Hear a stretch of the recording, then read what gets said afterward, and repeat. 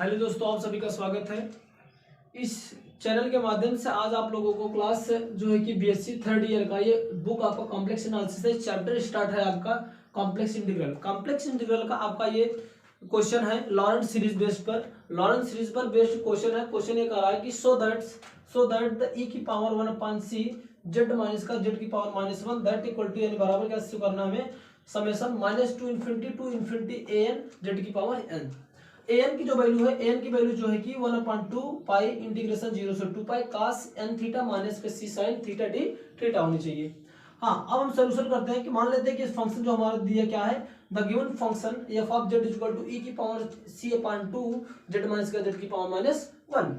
अब हम क्या करते हैं, क्या है, इसको हम एक्सपेंड कर देते हैं किस पे, लॉरेंट सीरीज पर एक्सपेंड करेंगे तो हमें क्या होगा, इसको इस फॉर्म में लिख सकते हैं f of z equal to e की power c/2 z minus z की power -1 is equal to summation n equal to 0 to an z की power n plus summation n equal to 1 infinity फिर bn z की power -1। या इसको इस तरह से लिख भी सकते हैं कि summation -2 to infinity an z की पावर -1। इसको इक्वेशन में मान के यहाँ पर इक्वेशन फर्स्ट हो जाएगा। और यहाँ पर क्या जो an की जो वैल्यू है, an की value where an is equal to क्या आएगा 1/2 पाई इंटीग्रेशन 0 से 2 pi f of z upon z की पावर z की पावर n+1 dz। और bn की जो वैल्यू होगा वो a माइनस n के बराबर होगा और a माइनस n की वैल्यू हो जाएगी 1/2 पाई इंटीग्रेशन 0 से 2 पाई z की power n-1 f of z dz। अब हम करते क्या है कि जहां पर हम मानते हैं कि where c is unit circle, हम जो ये सी ले रहे हैं, जो कंटूर सी है आपका, वो क्या एक यूनिट सर्कल है, तो इसलिए इसका जो समीकरण होता है, इक्वेशन होगा, वो z mod z equal to 1 होगा। अगर इसको पोलर फॉर्म में शो करेंगे तो so that z equal to e की पावर माइनस i थीटा हो जाएगा, i थीटा हो जाएगा। देयरफॉर लेकिन हम क्या करते हैं, जो a है यहाँ पर a इक्वल टू क्या होगा, n equal to 1/2 pi i integration c f of z की पावर n+1 dz होगा। हाँ, अब देखो हमें यहाँ से इस z से हमें इस dz की वैल्यू फाइंड करना है, f ऑफ z फंक्शन की वैल्यू का पुट अप कर देना। अब क्या करते हैं, इसमें पूरी की पूरी फंक्शन की वैल्यू मैं पुट अप करता हूँ तो मिले क्या हमारा an equal to 1/2 pi i।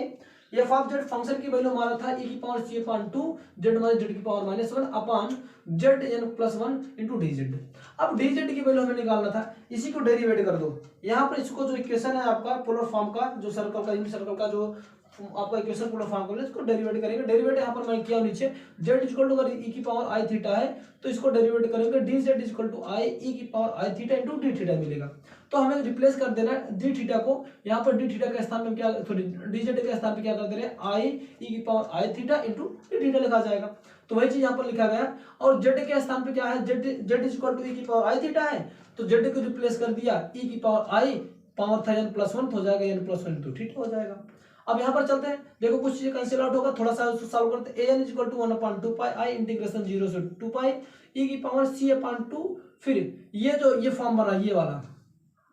e की power i theta minus e की पावर माइनस i थीटा, ये जो वैल्यू होती है वह क्या होता है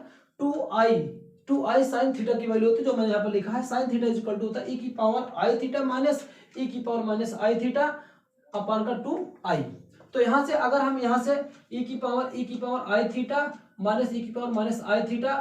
इज इक्वल टू अगर वैल्यू निकालो तो मल्टीप्लिकेशन हो जाएगा, 2i हो जाएगा साइन का थीटा हो जाएगा। तो यहाँ मैंने यहाँ पर पुट अप किया हूँ, तो इसके स्थान पे, पूरे इसके स्थान पे मैंने क्या लिखा, i2 sine theta upon e की पावर i थीटा, इसको ब्रेक कर दिए, i n थीटा हो जाएगा e की power i n theta into इसका मल्टीप्लिकेशन इसमें करेंगे तो i थीटा हो जाएगा e की पावर i थीटा इंटू ये था ही क्या i e की power i theta d theta. ये i से कैंसिल आउट होगा, e की पावर i थीटा e की पावर i थीटा से कैंसिल होगा, जो बचेगा उसको मैं ज्यूम रखता हूँ तो होगा क्या,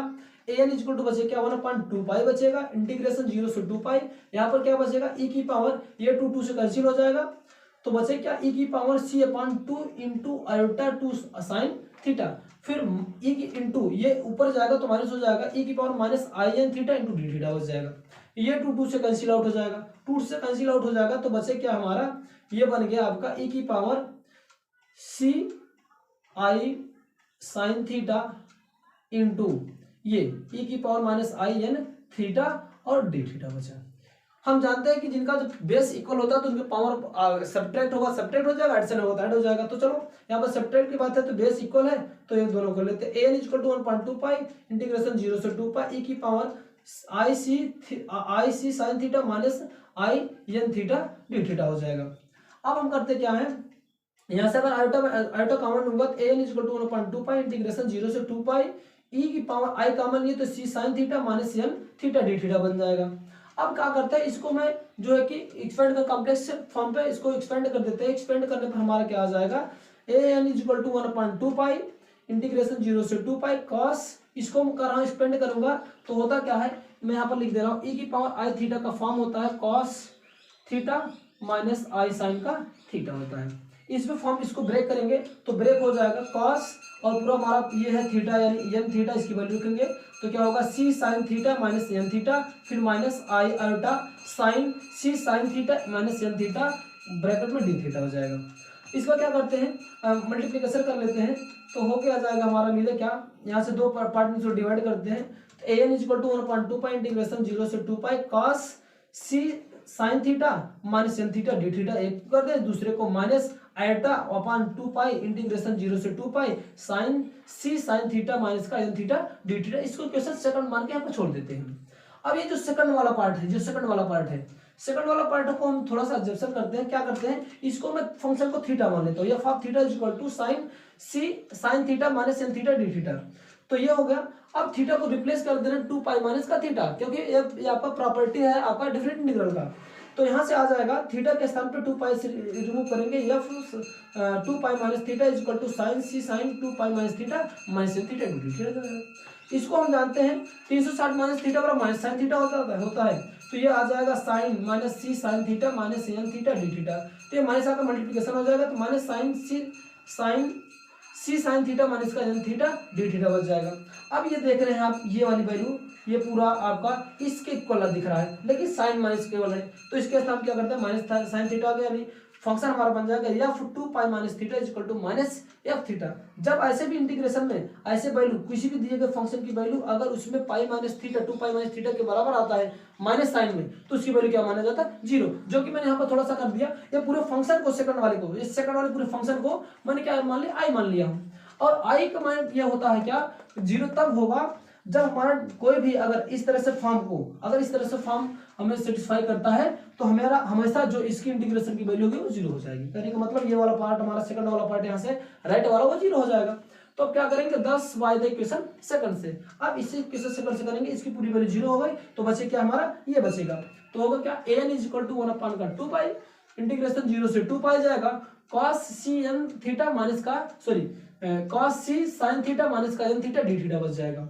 अब इसको करते क्या है, यहाँ से थोड़ा सा मैं माइनस कॉमन ले रहा हूँ तो होगा क्या n इक्वल टू 1/2 पाई 0 से 2 पाई cos, क्योंकि हमें n theta minus c sin theta prove करना था, इसलिए मैंने माइनस यहाँ से कॉमन ले लिया। जैसे माइनस कॉमन लेंगे ये माइनस हो जाएगा, ये प्लस हो जाएगा। फिर हम जानते हैं cos जो होता है cos माइनस थीटा बराबर sin थीटा होता है, अगर लिखना चाहो तो यहाँ पर लिख देते हैं cos माइनस थीटा बराबर क्या होता है आपका cos थीटा होता है, पॉजिटिव फंक्शन एवन फंक्शन है, तो ये क्या हो जाएगा वैल्यू आ जाएगा an is equal to 1/2 pi integration 0 से 2 pi cos n theta minus का c sin theta D theta हो जाएगा। इसको क्वेश्चन सेकंड थर्ड मान के छोड़ दे रहे हैं। पहले वाले को अगर एक्सपेंड करना मैं चाहूं तो पहले वाले जो क्वेश्चन हमारा था उसको अगर एक्सपेंड करना चाहो इस वाले को, तो इसको इस प्रकार से भी लिखा जा सकता है, f of z is equal to integration n is equal to 0 से इन्फिनिटी an z की पावर n प्लस का summation n is equal to 1 to infinity a minus n, क्योंकि bn जो होता है an माइनस के बराबर होता है, मैंने यहाँ पर आगे पहले लिखा हूँ जो bn होता है वो a माइनस n के इक्वल होता है, तो bn के स्थान पे मैं क्या कर दिया माइनस an कर दिया। अब ये z की पावर माइनस n हो गया। अब हम करते क्या है, एफ ऑफ जेड की फंक्शन की वैल्यू क्या आती है e की power c upon 2 z minus z inverse is equal to summation n equal to 0 से इन्फिनिटी a n z की power n plus summation n equal to 1 to infinity a minus n z की power minus n है। अब क्या करते हैं क्या, equation ये आपका थर्ड है और इक्वेशन फर्स्ट से, इक्वेशन फर्स्ट और थर्ड से हम सॉल्व करेंगे दोनों को, तो हमें मिल क्या जाएगा e की power c upon 2 z minus z की power minus 1 is equal to summation n equal to 0 से इन्फिनिटी a n z की power n plus n summation n equal to 1 infinity a n z की power minus n, then so that हमें क्या मिल जाएगा, हमें ये आ जाएगा क्या e की पावर c अपॉन 2 z की power minus 1 is equal to क्या मिल जाएगा, समेशन जो हमें प्रूव करना था summation minus infinity to infinity a n z की पावर माइनस n, अगर यहाँ पर प्रूव करोगे तो सेटिस्फाई ये प्रॉपर्टी पूरी सेटिस्फाई करेगी, इसीलिए क्या हुआ ये हमारा प्रूफ हो जाएगा। तो ये हमें क्वेश्चन ये करना था। आशा करता हूँ आप लोगों को वीडियो अच्छा लगा होगा, अगर वीडियो समझ में आए होगा अच्छा लगा हो तो लाइक करें, कमेंट करें और चैनल को नया हो तो सब्सक्राइब कर दीजिए। Thank you.